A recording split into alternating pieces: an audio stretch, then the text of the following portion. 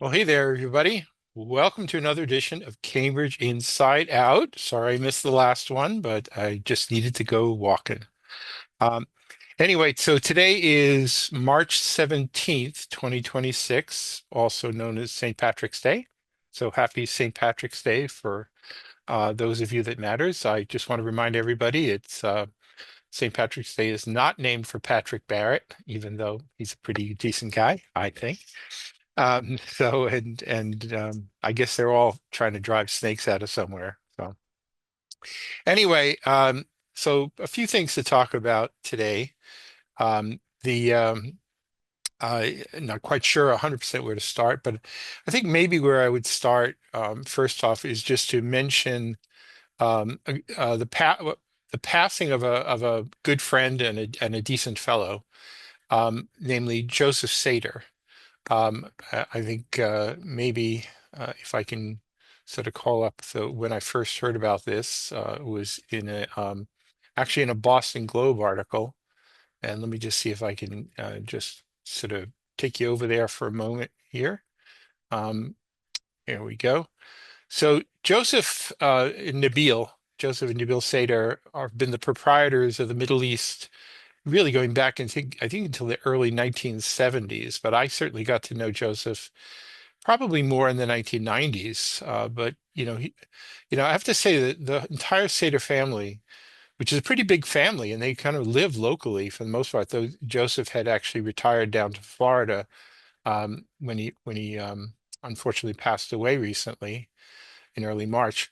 But they were in every way just like a primary anchor for Central Square. I mean, in the sense that they come back to me now.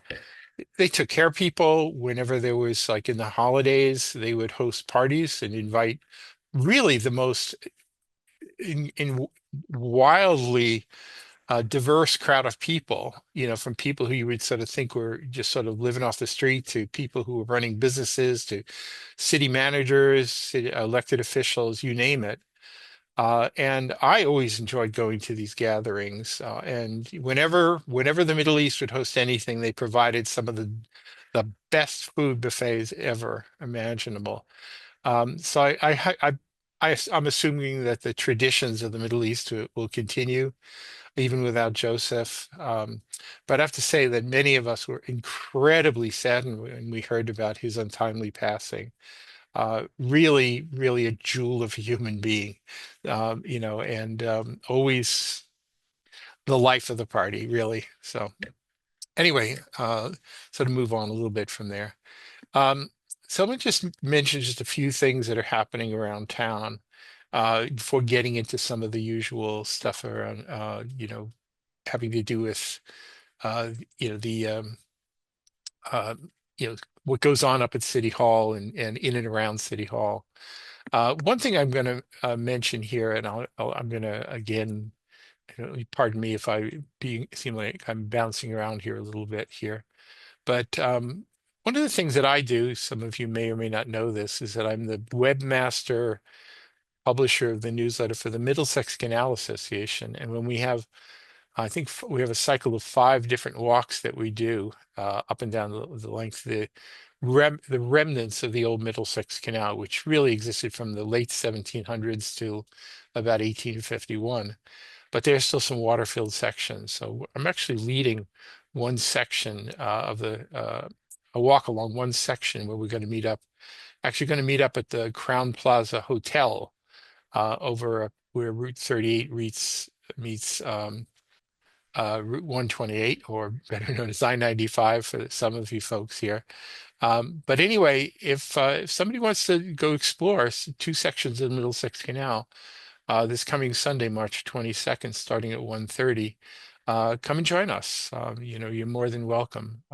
And it's we'll actually have a videographer. We'll even be recording some of our wanderings. Roger Hakopian, who's actually a great videographer, who also does some of the best videos I've ever seen on the Armenian people and about some of the histories in Watertown and really a lot more. He actually also did a really great video recently. Actually, it's been in progress for a long time. He and I helped work together on this, having to do with some of the history of the Boston water system.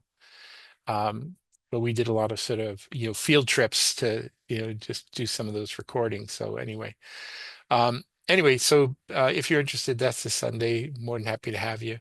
No need to reserve really, but there is a meetup group if you're interested in that.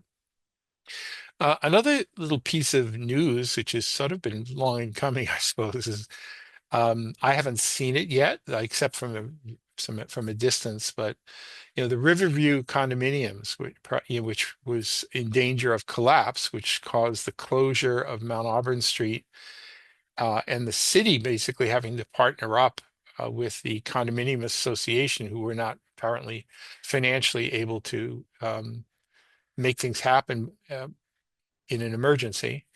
But anyway, the Riverview condos, which face the Charles River looking across Mount Auburn Street, apparently has been now completely demolished, pretty much on schedule. It was said that it would be done by late March, and it's sort of in March right now. I'm not quite sure when they're going to reopen Mount Auburn Street, but it wasn't open when I was there a couple days ago. So, hopefully that will happen at some point, not too far down the road. Some other things that maybe, I mean, there are many things going on around town. Maybe I'll sort of go a little bit out of sequence here and just say that um, recently the city council passed some rezoning for Cambridge Street. And maybe I'll speak more about that in a minute, but next or pretty soon in the queue is some updated zoning for Central Square, primarily to encourage housing development um, in and around the Central Square overlay district, though it may very well extend to being much more of a extensive rezoning for Mass Ave in a much broader sense. Um, so I'm not quite sure what's going to happen with that. Honestly, I think most of us perhaps, would really love to see a lot of housing development within Central Square District.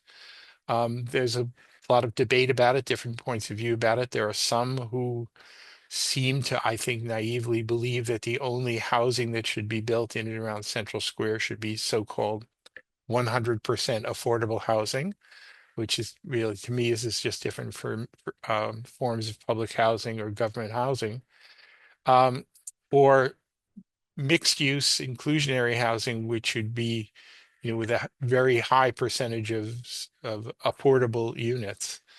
Um, you know, I mean, it's a separate matter, the question that inclusionary zoning is itself under some legal uh, jeopardy right now. We'll see how that plays out. But anyway, my own personal opinion is we just need housing development, and if you try to encumber it too much by saying it can only be for people in this income category or that income category, that's a pretty good prescription for nothing ever happening. And even if that were to happen, I think just concentrating public housing into Central Square is not really in the best long-term interests of Central Square, which has always been a thriving, or at least it once upon a time was a thriving business district. And many of us would love to see it become a thriving business district again. I mean, it's not doing horribly, but the place is absolutely filled with vacancies. And if you can get a lot more housing development coming in there, then I think that will help support some of the businesses and the commercial activities within Central Square, because it really is kind of a partnership of both residential and commercial. Um, but I don't really know. I should know perhaps because I'm on the Central Square Advisory Committee, but we haven't really been getting too much of an inkling about what the proposed zoning is going to be, or if there is indeed a proposal that's coming out of the Community Development Department, because so much of what they do these days seems to be sort of cloistered, and maybe some inside players tend to know what's going on, but some of us only find out about it after the cake is fully baked, which is not great. But anyway, we'll see. This is very certainly intertwined with the what was known as the Central Square Lots Study, which isn't just in Central Square, but basically there are things like parking lots and other city assets, not the least of which includes some existing buildings like 689 Mass Ave, which is the former Citizens Bank building, where the Election Commission and some other city departments are in there, but it also has a lease arrangement with the former owner. So it's not like the city has total control over that building. But anyway, we'll see what emerges out of this. I'm looking forward to hearing what's being thought of, uh, or whether, plans are, yeah, I mean, I have a little bit of a problem about this, as I mentioned, the pre-baking of everything here so that we all only find out about things afterwards. And maybe even in that regard, I'll just mention here right now, it's something I actually find a bit disturbing. So City Council did pass some zoning changes for Cambridge Street. And in December, they passed the section having to do with North Mass Ave, for better or worse. We'll see what actually comes out of that. And then there was some pushback about East Cambridge and Cambridge Street from Inman Square eastward. And so they did pass something where they put certain increases in the allowable heights as of right of buildings. Maybe it wasn't as big as some of the density uh, devils want, but anyway, there's some city council orders. We'll see where they go. Um, Calling into question some things to see if there should be some further modifications. Um, and and I think Community Development Department has basically been working on some of that, maybe having to do with more of the commercial ground floor retail environment. Um, and I hope something good comes of it. But uh, one thing that I did find a little bit disturbing, I kind of got wind of the fact that there's apparently a practice now going on with some of the people at the leadership of the Community Development Department of basically, in my view, um, sidestepping around open meeting laws. I mean, these should be public meetings, and the notion that you might be taking two or three city councilors at a time, basically, giving them the private tour, trying to convince multiple city councils of the wisdom of what CDD staff are coming up with here, and then taking another group of city councilors and doing the same, and then another group of city councilors doing the same, so as to not ever have a majority of the city council together at once, which would be a violation of this open meeting law. This is a practice that, I mean, we could argue this is just providing information, but again, I don't think that the Community Development Department has just been providing information recently. I think they've basically been pre-baking proposals. And if they're basically shopping around their proposals and they're doing it outside of a public meeting, and this is what Tom Riley, when he was the Attorney General, referred to as serial meetings. So instead of having five or more at a time, which would be a clear violation of open meeting law, what you do is you just take up to four and then another up to four and keep going around here and pretty much sell it, so that basically when the matter comes before the public, the city council's minds have already been made up because they've been sold on something by the Community Development Department. I don't know that that's really best practice. I mean, public process may be slow and unpredictable and maybe sometimes obstructionist here and there, but it is a public process. And I would rather see us sort of move in that direction. All right. Um, Again, I want to kind of come back to the local here, but before I do that, let me just say a couple of things that are sort of worldwide and national scope, which again I don't usually like to do here. But there is a war going on, and sometimes I feel it's almost a little on the small side to be focused on local stuff when the world's sort of getting all shook up. So for those who may think I know, what my opinion is about all of this, or for those who care or don't care, I'm I hope we can prevail in this whole matter with Iran, only because I just see the entire Islamic Republic of Iran um, as a 47-year sore that has been nothing but problems for the entire region and the entire world. That said, uh, as much as I would like to see a good outcome, meaning overthrowing of that regime, this whole thing scares the daylights out of me. Um, I'm not a fan of our current president, and I don't have a lot of faith and trust that he or the people around him, often who just are yes men to the man, that they really know what they have a long-term plan. Not that you can always plan these things anyway, or they even know what they're trying to get, I mean, we did some interactions with Venezuela. Now I'm starting to wonder, was that just a prelude to basically trying to take over Cuba, which is, by the way, right now in total darkness because of complete 100% blackout right now because their energy supplies were coming from Venezuela and they're not getting it anymore. So anyway, though I hope things work out worldwide, and I hope we don't incite a bigger war with China and other countries, you know, all because of one out of control president, you know. Okay, I hope it all works out for the best. Maybe 5, 10 years from now, we'll all be looking back and say, well, it's a good thing we did this. But at the moment, it just makes me very, very nervous. Um, Now it's again getting from the world back down to the US here. We seem to be in a little bit of a quieter phase in terms of all the immigration enforcement stuff that was leading to all sorts of terrible outcomes in places like Minnesota. Um, but locally, there was something for me, it was sort of interesting. I think I probably alienated a few friendships on this one, but so I had got wind of the fact that there was some local people who were going to be staging a protest outside of Citizens Bank branches in and around Cambridge, in Brookline and elsewhere. And I happen to do my banking at Citizens Bank.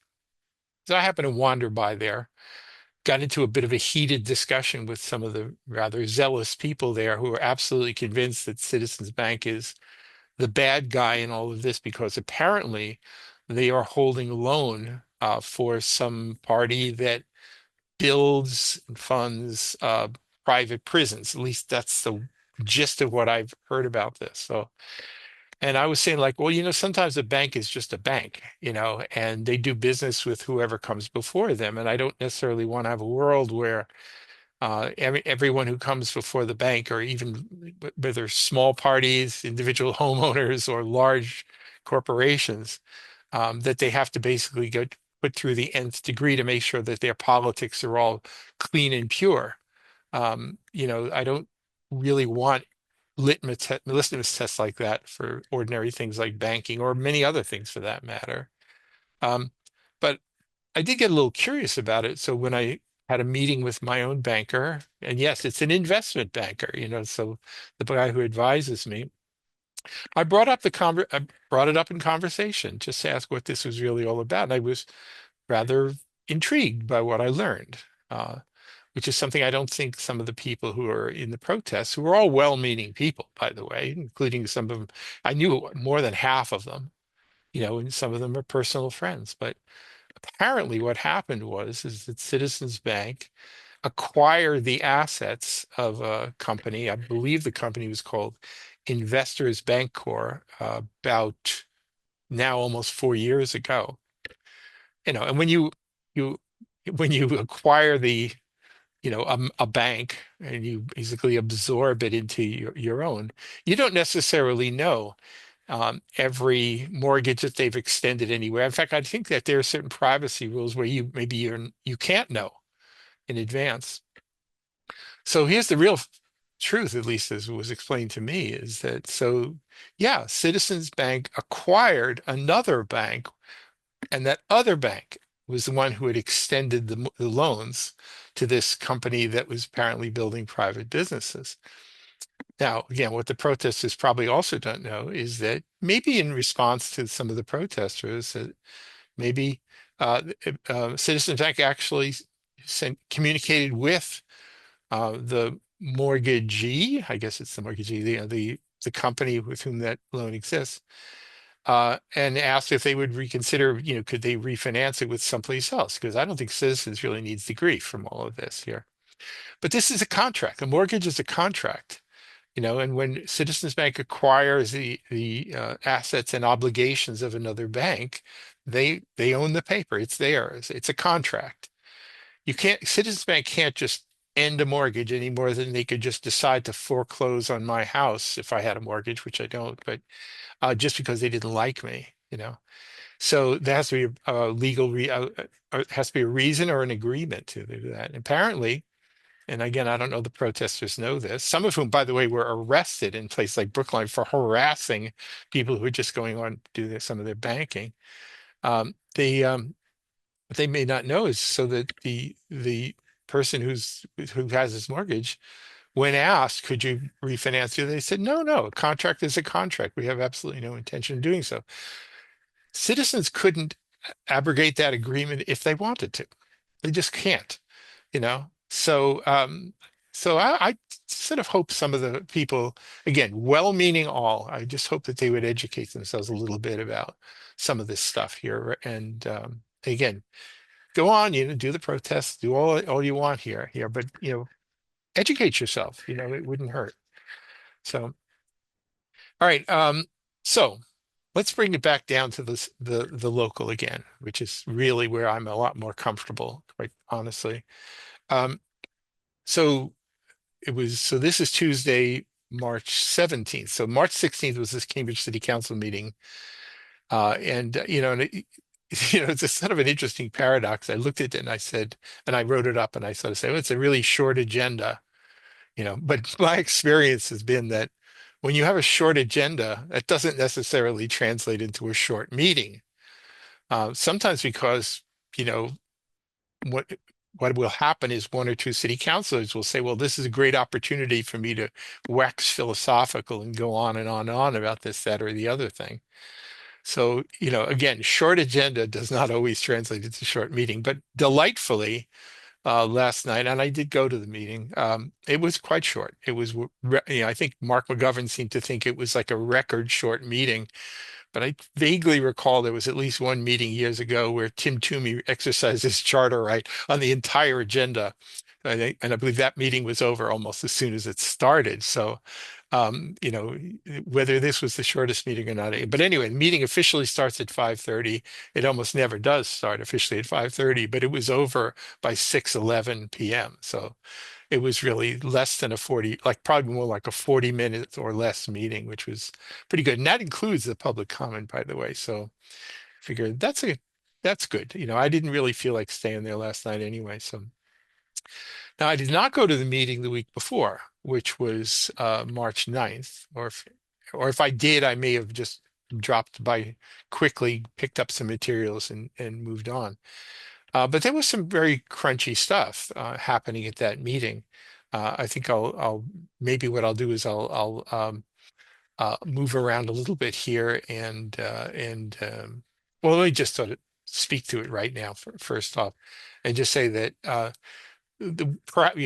arguably one of the most significant things is that once again the city council, not city council, but the city of Cambridge received its AAA bond rating, which is it's become sort of a routine, right? Uh, the city officials go down to New York and they, have their conversations with all the rating agencies, there are three principal ones that we apparently pay money to do our ratings. And for as long as I can remember, we always get the highest rating, AAA bond ratings from each, which is very good for city in terms of financing projects. I mean, there are certain things maybe it's better to just do pay as you go. You pay you incorporate things into the operating budget, but sometimes like building a school building or major road project and sewer projects and things like that, big capital outlays. If you have a favorable interest rate that you can get, then it's actually works out better financially if you can just spread that cost over uh, 10 or more years, and take advantage of the very, very favorable interest rates because of the good bond rating. So anyway, we're AAA again from three different agencies. It was sort of interesting that Gary Mello did during public comments said, "Well, why are we paying for them? There are other bond rating agencies. Why aren't we going to seven different rating agencies? Why do we always use these three? Why do we even use three?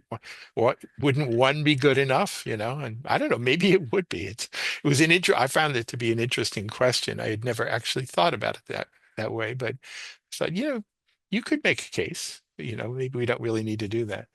But anyway, that was something that was part of what was going on there.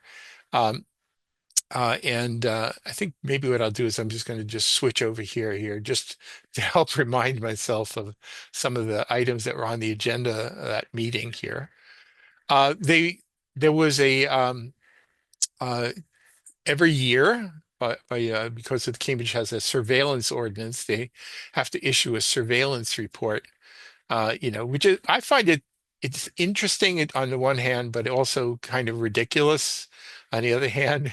To sort of have every single department, uh, giving a report on everything every possible use of things that could loosely be called surveillance. It always reminds me of the time some years ago when I think it was just from when there's an emergency, and sometimes they have to, as part of a emergency medical situation, they have to use a laryngoscope. And then when they were talking about that, because it's a camera that you use for sort of shoving it down the throat of somebody or down the larynx of somebody, in order to check for obstructions or what have you. And during that time, former or then City Councilor Zondervan raised the issue about whether that laryngoscope might inadvertently record an individual. And so now, ever since then, whenever the comparable report comes in, there's a reference to the laryngoscopes and how no no uh, you know, nobody was filmed during the emergency event. So anyway, it's quite interesting. I think I'll sort of step back out of this here now. So